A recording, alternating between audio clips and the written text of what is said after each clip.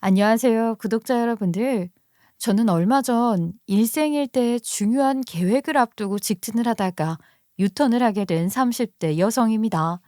살면서 단 한 번도 금전적으로 어려움이라는 것을 겪어본 적이 없이 귀하고 곱게만 자랐던 저에게 이상한 사람들이 엮이게 되면서 아주 말도 안 되는 일들이 벌어지게 되었는데요. 인간의 취약한 본성이라는 것이 이렇게 드러나는 것인가 정말 몇 날 며칠을 고민을 하다가 결국에는 마음을 다잡고 바로 코앞에서 유턴을 하게 되었어요. 지금 와서 생각을 해보면 그 당시에는 너무나도 충격적이기도 하고 마음의 상처를 많이 입어서 제 인생의 가장 우울한 시기가 찾아온 듯한 기분이 들기도 했지만 또 시간이 지나고 나니까 별거 아닌 일이라는 생각이 들더라고요. 오히려 잘 됐다. 만약에 그때 유턴을 하지 않고 직진을 했더라면 제 인생이 또 얼마나 시궁창에 빠져들어가 있을지 모를 노릇이니까요. 삶이라는 게 항상 무슨 일이 일어나게 될지 모르는 것들의 연속이라고는 하지만 무탈하고 무난하게만 지내왔던 제 인생에 이런 중대한 사건이 일어나게 될 거란 생각을 하지 못했던지라 저도 준비가 많이 미흡했었던 것 같아요. 지금은 제 내면을 단단하게 키웠기 때문에 다시 그런 일이 일어난다면 더 대차게 대응을 할 수 있을 것 같지만 두 번 다시는 일어나지 않았으면 좋겠다는 생각도 있어요. 아무튼 저에게 어떤 일이 일어났는지 궁금하시죠? 지금부터 이야기를 시작해 보겠습니다. 저희 부모님께서는요, 제가 태어나기 이전부터, 아니, 저희 할머니, 할아버지 그 이전 세대부터 과수원을 운영하고 계셨어요. 다행히도 충청도 비옥한 땅덩어리를 대대손손 물려받아 마치 가업처럼 과수원을 운영하셨는데, 뭐 지역이 지방이라면 지방이라지만 어마어마하게 넓은 부지를 가지고 있었고, 그 자리에서 사과도 키우고 복숭아도 키우고 구황작물도 키우고 별의별 거 돈 될 만한 것들은 종류별로 계절별로 다 키우시면서 저를 서울에 있는 대학까지 보내주시고 지원을 해주셨었어요. 과수원을 하니까 정말 별의별 일들이 다 있었는데 아무래도 꽃향기도 많이 나고 열매도 맺히고 하다 보면 어릴 땐 과수원 구경을 나갔다가 뱀한테 물려본 적도 있었고요. 비료 푸대인 줄 모르고 밟고 놀다가 터트려서 부모님께 호되게 혼난 적도 있었습니다. 평생이라고 하기엔 좀 짧지만 고등학교를 졸업할 때까지 한적하고 조용하고 옆집, 뒷집, 앞집 숟가락 개수 몇 개인지 다 아는 그런 시골에서 살다가 대학을 서울로 오게 되었을 땐 정말 신선한 문화 충격을 받기도 했었죠. 수학여행으로 서울을 가본 적이 있긴 했지만 단체로 움직이는 여행을 하다 혼자 뚝 떨어지니까 서울이라는 동네가 너무 삭막하고 무섭고 어지럽게만 느껴지더라고요. 높은 빌딩들은 물론이고 서울 사람들이 어찌나 바쁘게 살던지 적응이라는 게 하나도 되지 않아서 대학 생활을 잘할 수 있을까? 엄청나게 고민이 많이 들기도 했어요. 앞집에서 기침만 해도 다 아는 저희 동네와는 달리 서로에게 무관심한 서울 사람들이 삭막하게 느껴지고 정없이 느껴지기도 했었으니까요.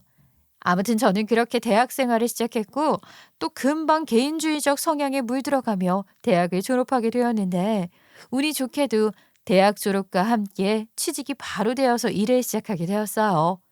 부모님께서는 제가 다시 충청도로 돌아오길 기대하셨지만 저는 이미 서울이라는 곳에 완벽하게 적응을 했기에 아무것도 없는 그 시골에 가고 싶지가 않았죠. 취직을 한 이후에 소개팅을 해서 약사인 예비신랑을 만나게 되었고 예비신랑과 저는 연애를 2년 정도 한 뒤에 결혼을 하기로 약속을 하게 되었어요. 결혼을 하기로 서로 약속을 했으니 양가에 인사를 드리러 가야 하지 않겠어요? 저희 친정에 먼저 갔으면 좋겠다고 생각을 하긴 했지만 어떻게 보면 참 다행이었죠. 지금 생각해 보면 예비실에게 먼저 인사를 드리러 가게 된 것이 신의 한 수이지 않나 싶어요. 그 당시에 저희 친정이 과수원 일로 너무나도 바쁠 시기라서 일부러 예비실에게 먼저 인사를 드리러 가게 되었거든요.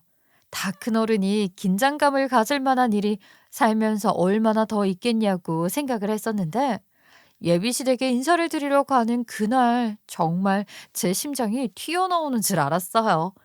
쿵쾅거리는 소리가 바깥까지 다 들리는 줄 알았다니까요.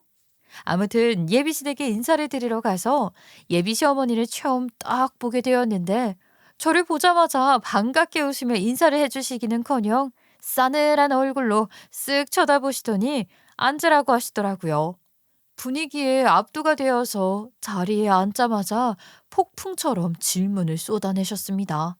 그래, 얼굴은 사진으로 봐서 이미 알고 있었는데 실물이나 사진이나 비슷비슷하구나. 회사에 다닌다는 것도 들어서 알고 있고 그 부모님은 무슨 일을 하시는지 못 들은 것 같은데 부모님께서는 어디서 지내시고 무슨 일을 하시니? 네, 저희 부모님이요? 혹시 어머님께서는 저한테 궁금한 건 따로 없으실까요? 저는 일부러 애교 있는 말투로 집안에 대한 이야기보단 저에 대한 이야기를 더 물어봐 주십사 하고 말을 했는데 예비 시어머니의 미간에 살짝 주름이 지더니 예비 시어머니가 그러더라고요. 우리 집안은 말이다.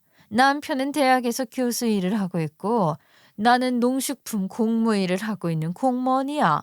우리 아들은 알다시피 사짜 직업인 약사고 대충 어떤 집안인진 감이 오니?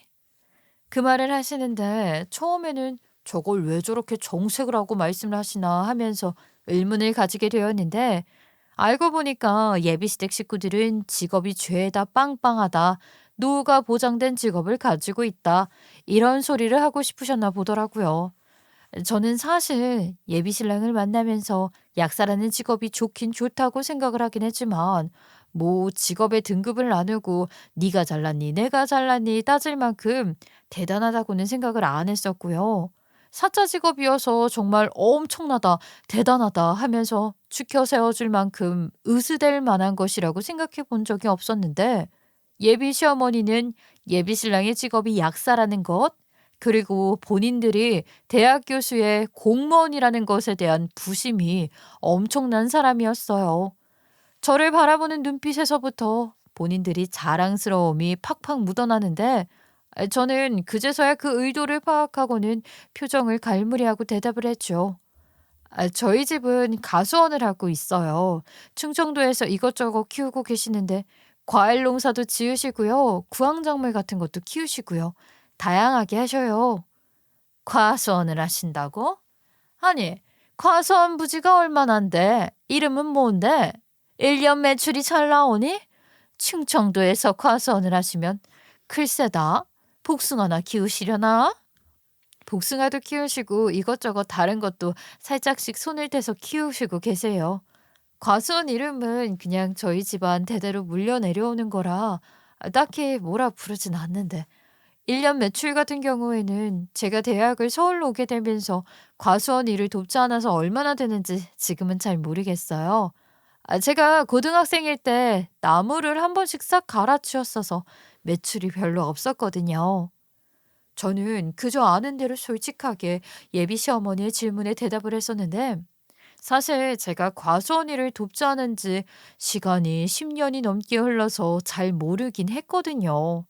부모님께 과수원 매출이 얼마나 나오냐고 물어보는 것도 좀 이상하잖아요?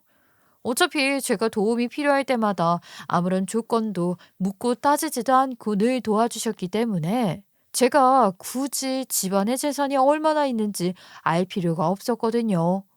게다가 과수원 일에 큰 관심이 없었기 때문에 더욱더 알고 싶은 생각도 없었고요. 작은 관심이라도 주었다가 회사 다 때려치우고 과수원 물려받으라고 하실까 봐 피해 다녔거든요. 정말 잘 몰라서 잘 모른다고 한 것뿐인데 예비 시어머니는 오해를 하신 거죠. 제가 시원시원하게 정확하게 대답을 하지 못하니까 그냥 저희 집 과수원이 이름만 과수원이고 아주 작은 땅덩어리에서 먹고 살 정도로만 겨우 풀칠을 하는 줄 아셨나 봐요. 본인의 집안 소개를 먼저 했으니까 제가 지고 싶지 않은 마음에 일부러 대단한 거 하는 것처럼 부풀려 말한 거라 생각하신 거죠. 본인이 또 그쪽에 관련된 부서에서 일을 하는 공무원이라 밝혔는데 제가 제대로 말을 못하니까 더 그렇게 생각을 하셨던 것 같아요. 집에 딸려 있는 작은 텃밭 같은 데서 이거저거 키워 5일장에나 몇 가지 내놓고 팔고 그러는 사람들 정도로 취급을 하신 겁니다. 대답이 영 시원치 않으니까 이상하구나. 아무리 그래도 집안에 대해 대충은 알 법도 한데 말이야. 혹시 일부러 숨기거나 부풀려 말하고 있는 건 아니지? 아이 그래. 부모님께서 노후 준비는 단단하게 되어 있으시고. 뭐 제가 생각했을 때 저희 부모님의 노후야 저는 걱정이 전혀 없는 편이었거든요. 지금까지 벌어오신 것만 해도 충분하게 부를 쌓아오셨다고 생각을 했으니까요. 물론 무슨 사업을 벌이셨는지 혹시 어디에 투자를 하셨는지 그런 것은 전혀 알지 못했기 때문에 전부 다 알고 있다고 자신은 할 수가 없었죠.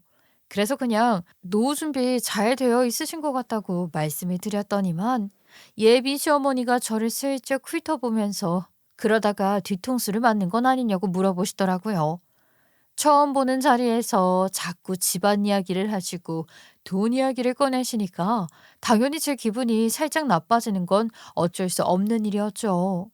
이런 시댁을 만나면 아무리 좋은 남편을 만난다 한들 결혼 생활 유지하는 게 힘들겠구나 싶은 생각이 머릿속에 맴맴 맴돌더라고요.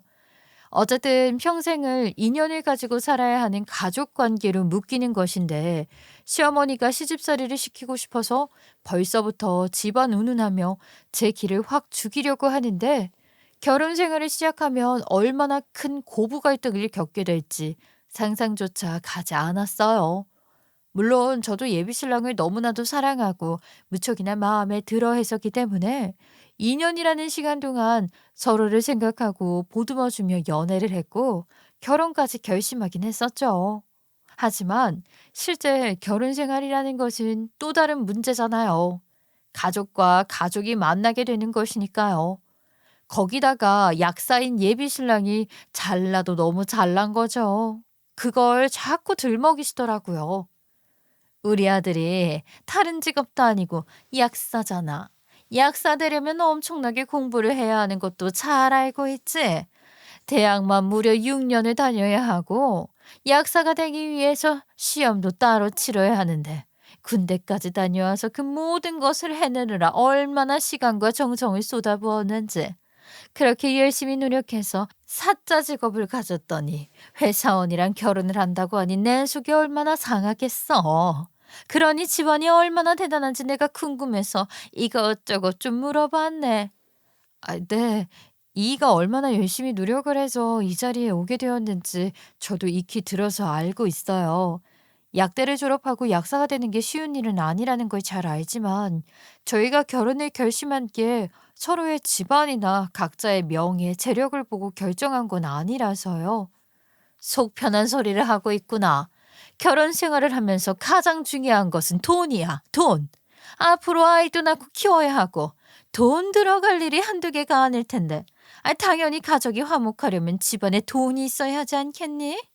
우리 부부만 해도 대학 교수에 공무원이나 되니까 아들 뒷바라지 하면서 약사로 키울 수 있었던 것이란다.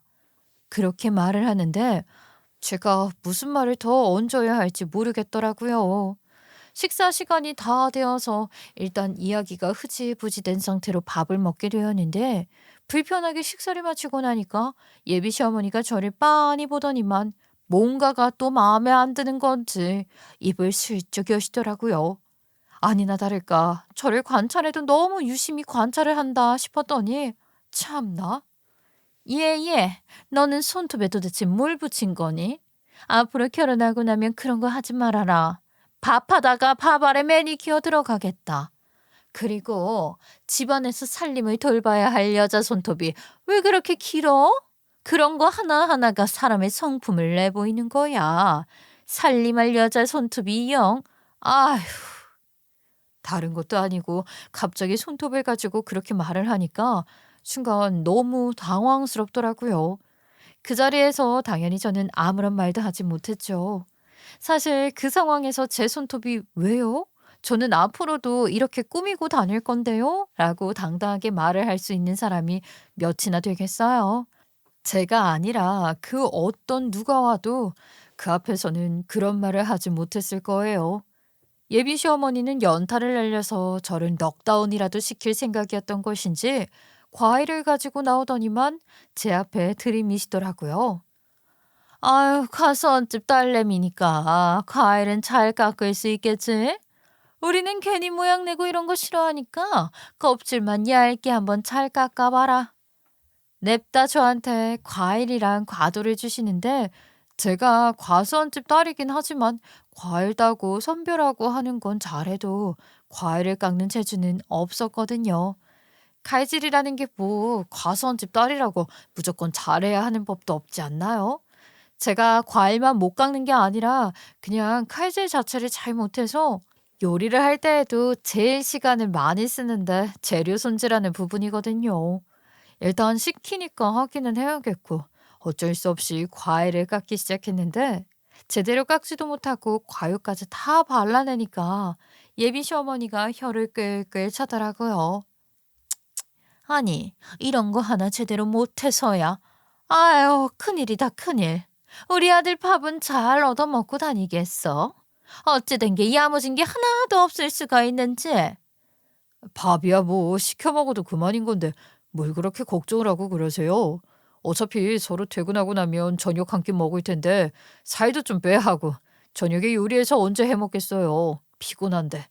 저희도 결혼하고 나서 서로 시간 맞춰보고 생활 패턴 맞춰보고 하면서 알아서 잘할 테니까 너무 걱정하지 마세요. 뭐라고 이거사? 밥을 시켜 먹어? 내가 언제 너한테 뜨끈한 밥 한 번 안 먹인 적이 있었니? 배달은 무슨 배달이야? 그런 거는 온통 지방 덩어리에 탕 덩어리다.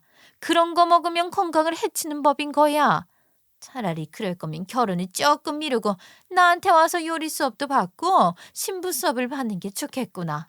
이참에 내가 우리 아들 입맛대로 요리하는 법도 알려주고 하면 서로 좋지 않겠니? 주말에 할 일도 없을 텐데 우리 집에 와서 나한테 수업 제대로 한번 받고 가라. 예비 신랑이 제 편을 들어주겠다고 한마디 꺼내니까 아이 무슨 열 마디가 날아오는데 주말마다 와서 신부 수업을 받으라는 게 이게 말이나 되는 소리인가요? 직장인에게는 황금 같은 주말인데 그걸 예비 시댁에 와서 잔소리 듣는 걸로 시간을 보내라 하니 이 결혼은 죽어도 안 되겠다 싶더라니까요. 거기서 멈췄으면 오히려 감사했죠. 저희 집이 충청도에서 과수원한다고 시골이라고 지역차별 발언에 무시 발언까지 아주 선 넘게 하시더라고요. 확실히 시골에서 자라서 그런가 소원이 투박하네. 밭에서 억세게 잡초나 뜯고 했을 테니까 과일 깎는 일도 제대로 못하는 거 아니겠어. 시골에서 자라서 문명이 발달되지 못해서 그런 건가? 거기는 배달 음식도 별로 없을 텐데 짜장면이 끝 아니니? 그런 거나 먹다가 서울 와서 각종 음식들을 다 맛볼 수 있게 되니까 배달 음식에 눈이 돌아서 저녁으로 배달 음식이나 시켜 먹겠다는 소리나 하고 있지? 그건 제가 아니라 이이가 한 말인걸요? 그저 제 편을 한번 들어주려고 한 소리겠지요. 그러면 제가 결혼 전까지 요리 수업을 받던지 해서 실력을 키워볼게요. 멀리 가서 돈 주고 배울 필요 있니? 나한테 와서 배우라니까. 시골 사람들은 못 먹어본 음식도 나는 척척 해낼 수 있다고.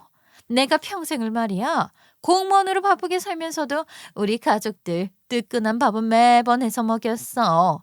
나를 보면서 느끼는 게 없니? 하긴 시골 사람들이야.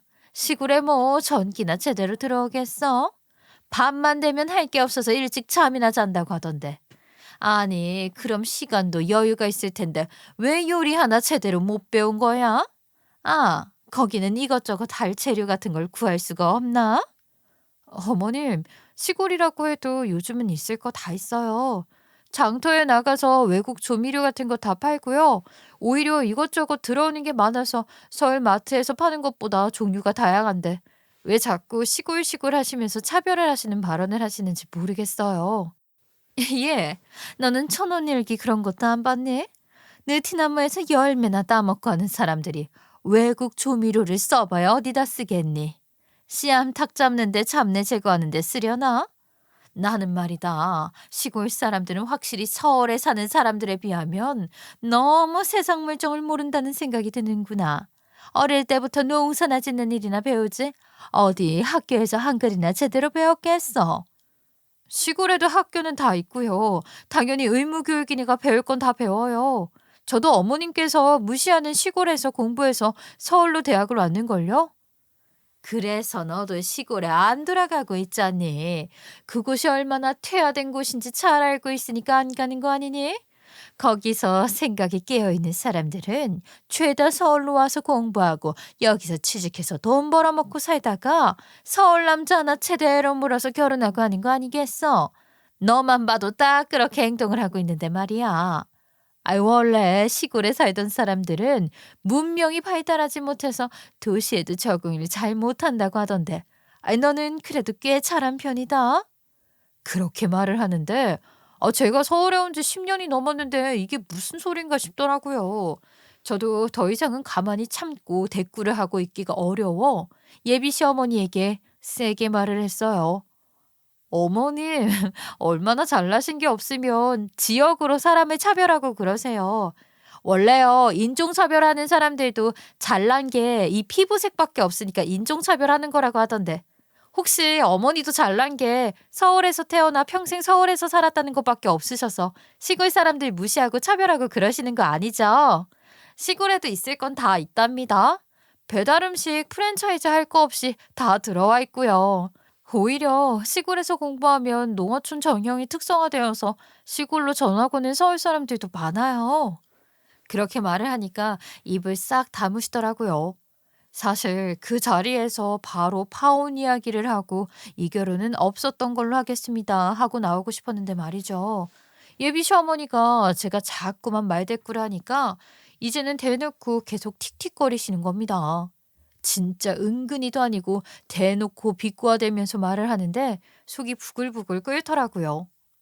그 동네에 살면서 서울에 있는 대학 나오기 어렵긴 했을 텐데 그래도 너는 노력을 하긴 했나 보네. 그 동네 애들 수준 다 낮지 않니? 학원 같은 것도 없을 거 아니야? 학교는 분교 이런 데 나온 거 아니고? 근데 가수왕 같은 거 하면 과일 보는 눈은 좋겠네. 우리 아들이 맛있는 과일은 얻어먹고 살겠어. 혹시 철마다 과일 선물 좀 보내야 할 곳들이 있는데? 우리 남편이 또 대학 교수잖니. 그러니까 매 명절마다 무슨 과일을 줄 수 있는지도 알아봐라. 하나하나 주옥 같은 멘트들을 뱉어대는데 이건 무슨 TV 프로그램에 소개가 되어도 인기 동영상 상위권에 올라가겠다 싶더라니까요. 저는 그 뒤로 대충이라도 대답하는 성의조차 보이지 않고 그냥 뚱한 얼굴로 있다가 인사를 드리고 나오는데 옆에 가만히 앉아서 이야기만 내내 듣던 예비 신랑이 입을 열더라고요. 우리 집 분위기 좋지? 우리 엄마가 말을 좀 직설적으로 하는 편이기는 한데 그게 결코 악의가 있어서 그러는 건 아니니까 오해하지 마. 원래 사람이 쿨하고 시원한 성격이라서 그렇게 보이는 거지. 이것 때문에 오해도 많이 받았다니까? 그런데 막상 같이 살고 당신 시어머니가 되면 너무너무 좋을걸. 호불호가 강해서 딱딱 말로 해주니까. 빨리 결혼하고 싶다. 그렇게 눈치 없이 말을 하는데 그래, 사람이 공부만 해서 모를 수도 있지 싶으면서도 한켠으로는 대가리에 꽃밭이 가득 찼나? 어떻게 저 머리로 약사가 되었는지 싶은 마음도 들었죠. 그 어떤 누가 봐도 고부간의 갈등 심화 과정을 복습까지 제대로 해버린 것 같은 자리였는데 저런 소리가 웃으면서 나오나 싶었어요. 저는 파혼을 제대로 결심하긴 했지만 지금 와서 말을 해봐야 예비 신랑이 파혼하는 이유에 대해 납득도 못할 것 같고 이해도 못할 것 같아서 눈에는 눈, 이에는 이라는 말처럼 똑같이 복수를 해주기로 마음을 먹었어요. 저희 집이 과수원을 하고 그때가 딱 수학식이라서 엄청나게 바쁠 때라 인사도 미뤘다고 했잖아요. 그러니까 지금이 적기라는 생각이 들더라고요. 똑같이 예비 신랑에게 매운맛을 보여주자 싶었죠. 저는 일부러 웃으면서 말을 했어요. 어머니께서 아주 호불호가 강하신 성격 같더라. 이제는 우리 집에도 인사를 드리러 가야겠지? 우리 집까지 운전을 해서 가려면 시간이 오래 걸려서 아마 피곤할 거야. 주말에 간다고 해도 쉬지 못하고 운전하면 힘드니까 그냥 버스 타고 가서 아빠한테 터미널로 데리러 오라고 하는 게 낫겠어. 예비 신랑도 3시간 가까이 운전을 하는 게 부담스러웠는지 알겠다고 했고 약속 시간을 잡아서 저희 친정에도 내려가게 되었어요. 2시간 반 조금 넘게 버스를 타고 터미널에 내려서 일부러 아빠한테 과수원에서 쓰는 트럭을 타고 오라고 말씀을 드렸어요. 트럭을 타보신 분들은 다 아실 텐데 조수석 자리 딱 하나 있는 거 아시죠? 일단 버스를 타고 올 때부터 멀미를 해서 힘들어했던 예비 신랑에게 어떻게만 반복을 하다가 트럭 화물칸에 타라고 안내를 하니까 예비 신랑이 황당해 하더라고요. 아니, 지금 트럭에 자리가 없어서 나한테 이 짐칸에 타라고 말을 하는 거야? 나 지금 멀미해서 너무 힘든데. 근데 내가 조수석에 타는 게 모양새는 훨씬 낫지 않겠어? 당신이 우리 아빠랑 둘이 타서 무슨 대화를 하겠어? 내가 조수석에 탈 테니까 조금만 고생을 해. 뭐 어쩌겠어요. 걸어갈 수 있는 거리는 아니었으니까. 울며 겨자 먹기로 그냥 화물칸에 타서 덜컹거리는 그 승차감을 견디며 저희 집까지 가게 되었죠. 땡볕에 헉헉거리면서 그 트럭을 타고 과수원에 도착을 해서 인사를 딱 드리려고 하는데 저희 아빠가 제가 당한 걸 그냥 넘어가실 분은 아니었거든요. 제가 뭐 자세하게 말을 한 것은 아니었지만 대강 예비시댁에서 있었던 일을 설명했고 제대로 가수원 일을 좀 시켜달라고 미리 부탁을 드려나서기에 아빠도 동참을 해주시겠다고 했어요. 예비 신랑에게 추리닝 한 벌 던져주셨죠. 과수원에 왔으면 과수원 법을 따라야지. 나는 일 잘하는 사위가 필요하네. 우리 집 사위가 되려면 말이야. 이 정도는 기본 소양으로 할 줄 알아야 하는 법이야.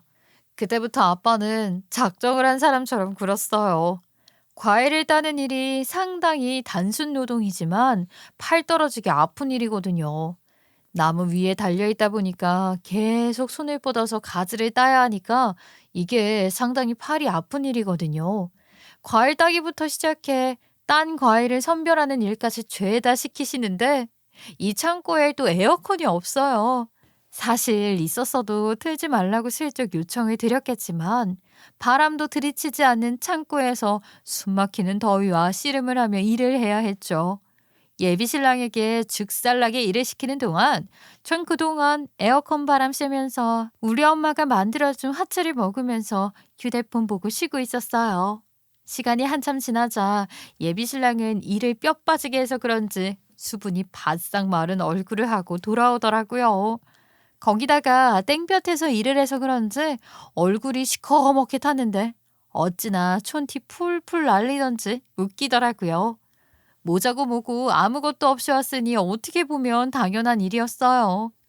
마음이 약한 저희 엄마는 일을 하느라 고생했다고 그날 이른 저녁을 먹었는데 씨암탉 잡아서 백수까지 해주시더라고요. 솔직한 마음으로는 닭도 네가 잡아라 하고 싶었지만 그건 사실 좀 무리일 것 같아서 시키지는 않았고요. 아무튼 백숙을 먹으면서 아빠가 직접 담근 담금주를 들고 오셨더라고요. 술이나 한잔하자고 하시는데 예비 신랑이 집에 가야 하는데 하면서 슬쩍 빼는 게 아니겠어요? 하루 더 있으면 내일은 또 무슨 일을 시킬지 모르니까 불안한 눈치더라고요. 그래도 아빠가 먹으라고 주는데 뺄 수 없으니까 한 잔, 두 잔 마시다 보니 흥이 좀 올랐나 봐요. 아빠랑 예비 신랑이랑 둘이 술이 취해서 아주 손발이 척척 맞는데 그거는 또 보기 좋더라고요. 다음날 과음을 해서 머리가 깨질 듯한 숙취에 시달리던 예비 신랑에게 엄마가 해장국까지 끓여주시고 그거 먹고 집으로 돌아왔어요. 트럭을 다시 타고 터미널로 오는데 예비 신랑이 헛구역질을 하는 모습이 보이더라고요. 어차피 저는 파혼을 하기로 이미 마음을 먹었으니까 고소하다 싶었는데 아빠가 그러시더라고요. 사람은 꽤 괜찮아 보이던데 왜 파혼을 하려고 그래? 약사식이나 되면 돈도 잘 벌 테고 말이다.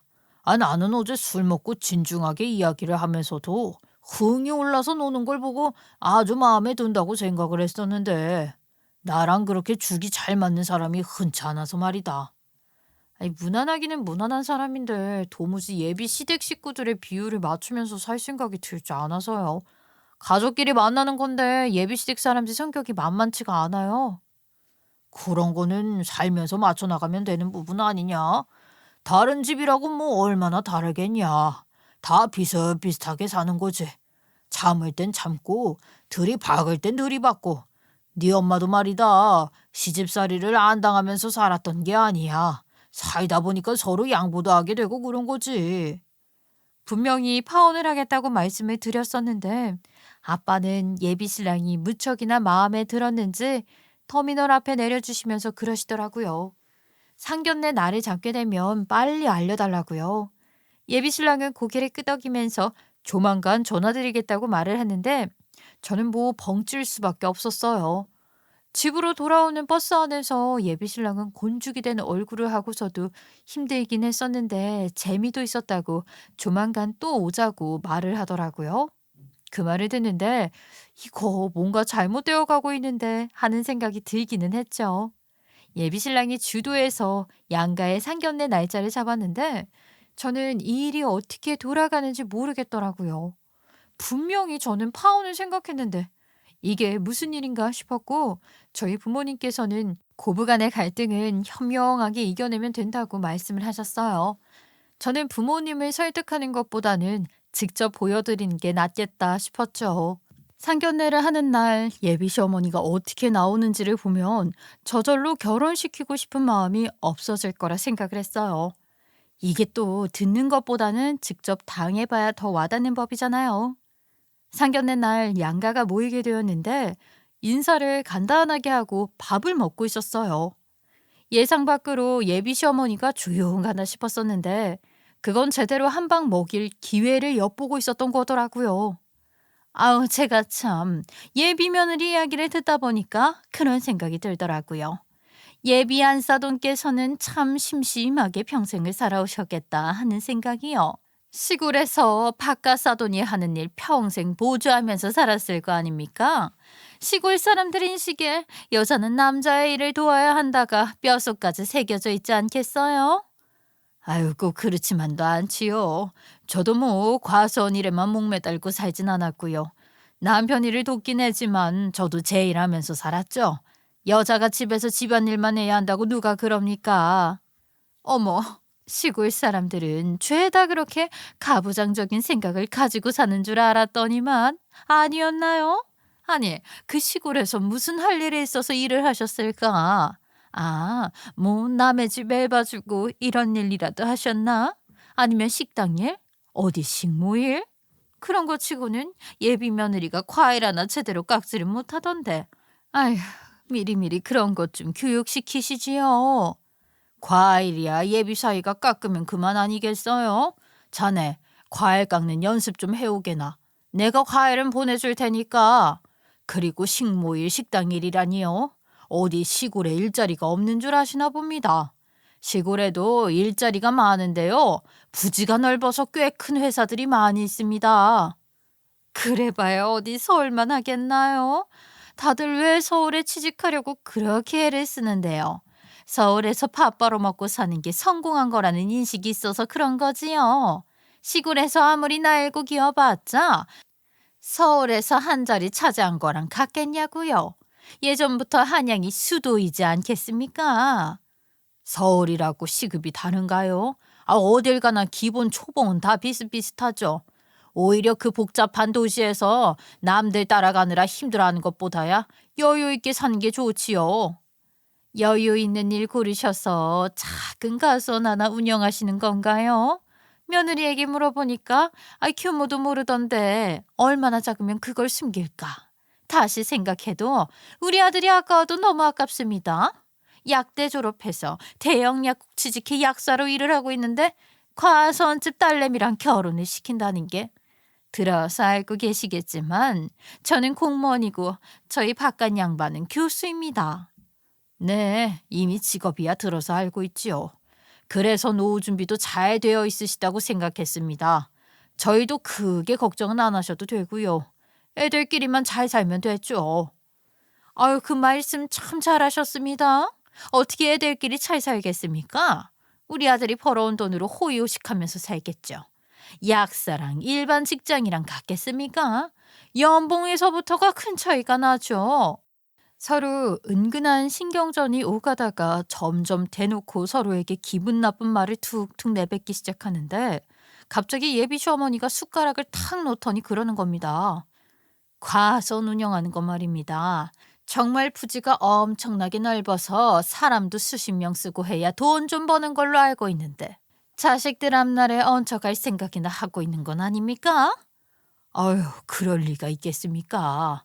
저희 부부 많이는 아니어도 노후 준비 다 되어 있고 나의 자식에게 기대어 살 생각 전혀 없는 사람들입니다. 말은 누가 그렇게 못하겠습니까? 다 그 상황이 닥쳐봐야 알게 되는 것이지요. 우리 아들이 약사라서 놓치고 싶지 않은 건 잘 알겠는데 이 집안 급이 차이가 나도 너무 나는 거 아닙니까? 이렇게 어영부영 해먼지 구석이랑 결혼시키려고 이렇게 번듯하게 키운 게 아닙니다. 저희 딸이라고 어영부영 키운 건 아닌데요. 저희도 딸을 서울로 대학 보내려고 열심히 이 시골에서 공부시켰습니다. 곱게 말로 해서는 못 알아듣네 정말. 아니면 못 알아듣는 척을 하는 건가? 농사를 짓던 천한 사람들이 말이야. 딸년 하나 시집 잘 보내서 팔자 바꾸려 드는 건 아니고요.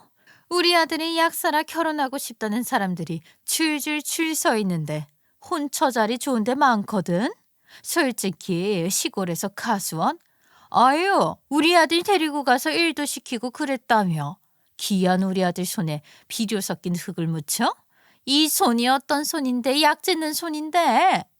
그렇게 말을 하는데 저희 부모님도 어이가 없는지 말을 딱 멈추시더라고요. 예비 시어머니는 본인이 기세를 잡았다고 생각을 한 건지 뭔지 갑자기 몰아붙이기 시작했어요. 가만히 냅두니까 해도 너무한 거 아닙니까? 애 얼굴이 시커멓게 탄 것 좀 보세요. 마음 같아서는 이 자리에 나오고 싶지도 않았었는데 우리 아들이 가수원 일이 너무너무 재미있었다고 하는 바람에 그 두꺼운 낯짝 한번 보려고 나온 겁니다. 우리 아들을 무시해도 유분수지. 앞으로는 그런 데 데려갈 생각도 하지 마세요. 우리 귀한 아들을 감히 시골에서 과일이나 따는 인력으로 써먹어? 나 참 어이가 없어서. 지금 말씀 다 하셨어요? 아니, 예비 사이도 재미있었다고 한마당에 뭐가 그렇게 마음이 아파서 이러는지 이해가 안 되네요. 그렇게 곱게만 키워서 어디다 쓰겠습니까? 남자가 노동도 할 줄 알고 해야지. 그 평생 곱게만 키워서는 아무것도 못하는 모질이밖에 더 됩니까? 뭐라고요? 참나? 시골이라 인력이 부족해서 우리 아들 데려다 쓴 건 아니고요. 그것도 공짜로 어떻게든 부려먹으려고. 몇 푼 아껴서 부자 되시겠네 아주. 일할 사람 못 뽑을 정도로 돈이 없으면 그 가선을 그만둬야 하는 게 맞지 않냐고요. 아주 천한 것들이라 그런지 그 정도 계산도 안 되는 건가? 지방에 사는 사람들이 다 그렇지 뭐. 그 말에 저희 엄마 아주 깔깔거리며 웃으시더니만 본인의 명함을 시어머니 손에 쥐어주셨습니다. 예비 시어머니는 영문도 모르고 그 명함을 받아들더니 이내 사색이 되셨지요. 처음에도 말씀을 드렸지만 할아버지 그 이전 세대부터 내려온 과수원 땅이라 정말로 부지가 어마어마하게 넓은 과수원을 운영 중이시거든요. 일을 하고 싶어하는 사람? 아무리 시골이라 하지만 옆 동네 뒷동네 할 거 없이 전부 일하고 싶다고 줄을 서는 자리가 저희 과수원 자리입니다. 아버지께서 그 땅을 대대손손 상속을 받아서인지 동네 토박이기도 하고 친가 사람들이 전부 다 그 지역 유지라서 이미 알만한 사람들은 다 아는 곳이었거든요. 거기다가 저희 엄마도 말입니다. 유통업을 하고 있는 할아버지의 사업을 물려받아서 우리 엄마는 그 일대 거의 대부분의 가수원뿐만 아니라 축산 농장들까지 계약을 하셔서 공장에서 가공을 해서 백화점에 납품을 하는 비싼 선물 세트 같은 걸 만들어서 유통을 하고 계셨어요.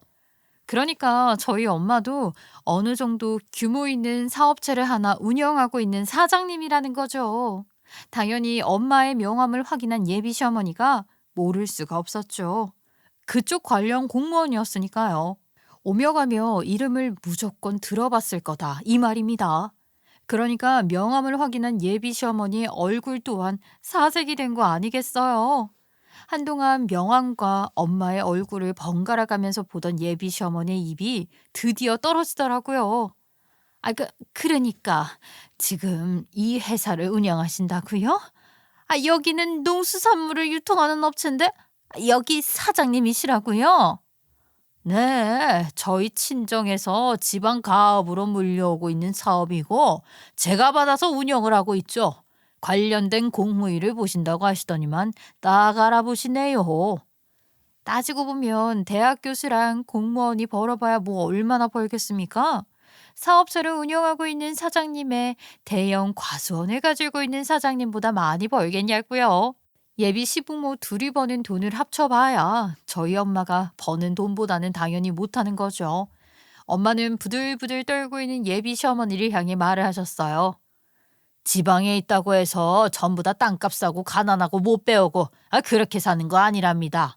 저희도 서울에 살면 얼마든지 고급 브랜드 아파트 구매해서 살 수 있어요. 실제로 가지고 있는 집도 몇 채 있어서 우리 딸 결혼한다고 하면 한 채 줄 생각이었고요. 그런데 글쎄 이렇게 우리 딸뿐만 아니라 집안 자체를 무시하니 그럴 마음이 싹 사라지네요.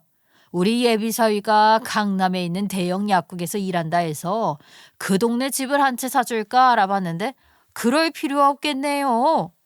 그 말에 갑자기 예비 시어머니 안색이 싹 바뀌더니만 반말 찍찍하며 시골 사람이라고 무시하던 모습을 온데간데 지우고는 이야기를 하더라고요. 아니, 갑자기 왜 그러십니까? 이 좋은 날에 서로 좋은 이야기만 해도 모자라죠. 제가 몰라봐서 그랬습니다. 애초에 며느리에게 물어보니까 뜨듬이지근하게 대답하고 제대로 이야기해주지 않아서 그렇게 생긴 오해 아닙니까? 미리미리 알았더라면 참 좋았을 텐데. 언제는 청것이라고 하시더니만 이제 와서 왜 말이 바뀌시는지요? 약사사위 아까워서 어디 장가나 보내겠습니까? 그 말에 예비시댁 식구들이 입이 합주기처럼 다물어지더라고요.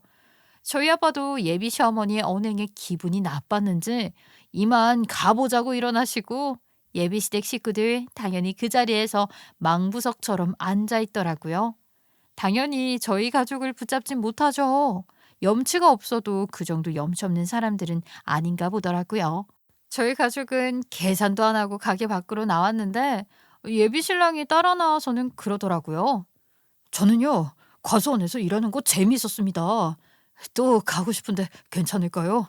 저희 어머니의 언행에 상처를 받으셨다면 대신 사과드립니다. 그렇게 고개를 숙이면서 사과를 하는데 우리 아빠가 그러시더라고요. 결혼이라는 게 가족과 가족이 합쳐지는 것인데 자네 됨됨이만 보고 딸을 사지로 몰아낼 수는 없는 거 아니냐고 이해를 해줬으면 좋겠네. 아빠가 화도 내지 않고 정중하게 말을 하니까 예비 신랑도 더 이상 말을 못 하더라고요. 그렇게 주차가 된 차 앞에서 섰는데 우리 아빠가 차가 트럭만 있는 게 아니거든요. 외제차도 있어요. 상견례 자리라고 비싼 외제차 끌고 나오셨는데 차에 타니까 뒤이어 나오던 예비 시댁 식구들이 저희 아빠의 차를 보고서는 입을 떡 벌리더라고요. 그 차가 또 아무나 살 수 없는 억소리 나는 외제차였거든요. 트럭만 타고 다닐 줄 알았는데 값비싼 외제차도 있으니까 얼마나 땅을 치고 후회를 하셨겠어요. 차에 타서 멀어지는데 예비 시어머니는 발을 동동 구르고 있고 예비 신랑은 고개 푹 숙이고 아무 말도 못 하더라고요. 솔직히 저도 뭐 이렇게 파혼한다는 게 좀 슬프긴 했어요. 예비 신랑을 사랑하긴 했으니까 결혼도 결심을 했던 것이었고요. 만났던 시간과 정, 추억도 있었으니까요. 그래도 그런 시댁에 내 발로 들어간다? 절대 못할 일이라고 생각했어요. 그 뒤에 뭐 예비 시어머니가 줄줄이 사람 몰라본 것 같다고 미안하다고 사과를 하는 문자를 보냈지만 저는 전부 다 차단해 버렸어요.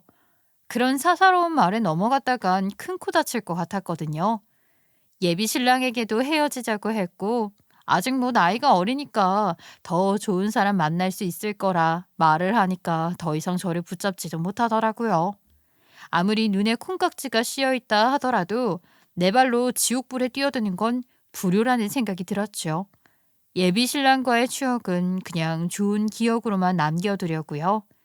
한동안은 마음고생도 많이 하고 참 힘든 시간을 보내야만 했지만 시간이 점점 흐르니까 그런 기억들이 전부 추억으로 남더라고요. 친구들에게도 말을 못하고 소가리를 했지만 지금은 훌훌 털고 일어나서 친구들에게도 파혼 소식을 알렸고 앞으로 소개팅도 많이 시켜달라고 부탁을 했습니다. 친구들도 제가 초연해 보였는지 자세한 이야기는 물어보지 않더라고요.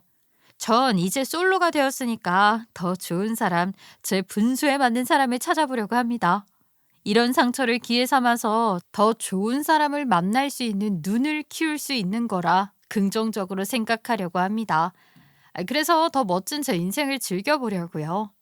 저와 같이 파혼을 하신 분들이 있거나 자녀분들이 있으시다면 절대 용기 잃지 마시고 낙담하지 마세요. 더 좋은 인연이 찾아오실 겁니다. 이야기 들어주셔서 감사하고요. 다들 올 한 해에는 더 대박 나세요. 감사합니다.